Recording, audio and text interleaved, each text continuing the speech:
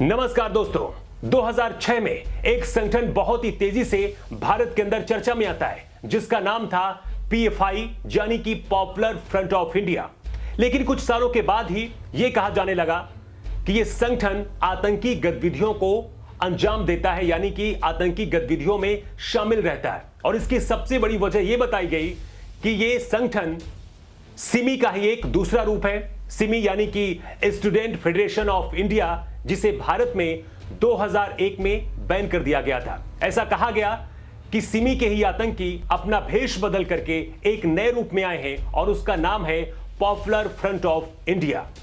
इस संगठन को 5 साल के लिए बैन कर दिया गया है भारत में, और ऐसा कहा जा रहा है कि अगर इसको बैन नहीं किया जाता तो ऐसा कुछ ये करने वाला था जिसकी वजह से हमारी आने वाली पीढ़ियां यानी कि हमारी जो आने वाली जनरेशन थी उसको भी भुगतना पड़ता। तो क्या कुछ करने वाला था पीएफआई, हम आपको बताने वाले हैं, क्योंकि पिछले एक हफ्ते के अंदर ऐसे सबूत मिले हैं जिनके बारे में जानकर आपका भी दिमाग गर्म हो जाएगा और आप ये खुद कहेंगे कि इसको 5 साल के नहीं बल्कि हमेशा के लिए इसको बैन कर देना चाहिए और इसको आतंकी संगठन भी घोषित कर देना चाहिए। इसी हफ्ते एनआईए ने एटीएस के साथ मिलकर ऑपरेशन ऑक्टोपस शुरू किया था और इसका मकसद था कि पीएफआई जो काम कर रही है, किसके लिए काम कर रही है, भारत में क्या करना चाहती है, इसका मकसद क्या है, इनको उजागर करना था। और जब 2 बार एनआईए ने रात में रेड डाली, उसके बाद ऐसे सबूत मिले जिसके बारे में जानकर गृह मंत्रालय भी हिल गया, क्योंकि भारत को इस्लामिक देश बनाने की बहुत बड़ी साजिश रची जा रही थी। खास बात यह है कि कुछ दिन पहले ही जब प्रधानमंत्री मोदी बिहार के दौरे पर जाने वाले थे, उस दौरान भी एक बहुत बड़ी साजिश रची गई थी जिसके बारे में ईडी ने खुलासा किया। और ऐसा कहा गया ईडी की तरफ से कि जब पीएम मोदी वहां पर पहुंचते उसी दौरान आतंकियों की साजिश थी कि पीएम मोदी पर हमला भी हो सकता था और उस रैली में कोई बहुत बड़ी गतिविधि होने की संभावना थी। और इसके लिए एक आतंकी मॉड्यूल काम कर रहा था जिसका साथ दे रहा था पीएफआई यानी कि पॉपुलर फ्रंट ऑफ इंडिया।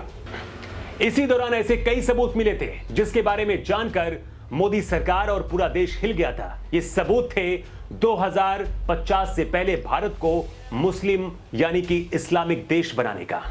आपको याद होगा कि 11 जुलाई 2016 की बात है जब पीएफआई बिहार में एक रैली कर रही थी और उसी रैली में पाकिस्तान जिंदाबाद के नारे लगाए गए। इसी तरीके से केरल में भी ऐसी कई गतिविधियां हुई, दिल्ली में दंगे हुए, उस दौरान भी पाकिस्तान के नारे लगाए गए। और अभी हाल ही में जो सबसे बड़ा खुलासा हुआ वो 11 जुलाई 2022 को हुआ।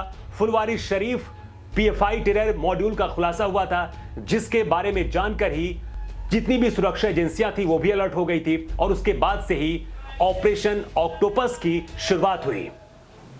देखिए, पूरे देश में जब भी कोई बड़ी हिंसा होती है, आतंकी कोई मॉड्यूल का खुलासा होता है, आतंकी कोई घटना होती है, खासतौर पर मदरसों को लेकर जब यह कहा जाता है कि वहां पर आतंकी साजिश वहीं से रची जा रही थी, तो वहां पर भी पीएफआई का हमेशा नाम आता रहा है।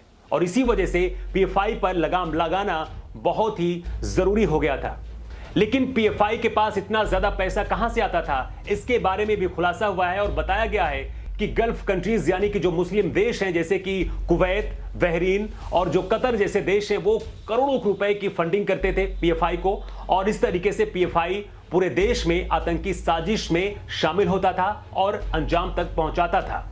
पीएफआई को 5 साल के लिए बैन कर दिया गया है। इसके साथ ही अभी भी हमारे देश में एक ऐसा तबका है जो लगातार ये मांग कर रहा है कि इसको बैन नहीं होना चाहिए, लेकिन जो ज्यादातर हिस्सा है देश का वो ये कह रहा है कि पीएफआई को पूरी तरीके से देश में बैन कर देना चाहिए और इसको आतंकी संगठन घोषित कर देना चाहिए, क्योंकि जिस तरीके से जो गतिविधियां हो रही हैं उससे पता चलता है कि आने वाले वक्त में बहुत बड़ी साजिश रचने वाला था पीएफआई। खासतौर पर जो गजवाए हिंद का जो खुलासा हुआ है कि 2050 से पहले भारत को इस्लामिक देश बनाने की साजिश थी। वैसे आपको क्या लगता है, क्या आपको भी लगता है कि पीएफआई को भारत में हमेशा के लिए बैन कर देना चाहिए या फिर नहीं बैन करना चाहिए?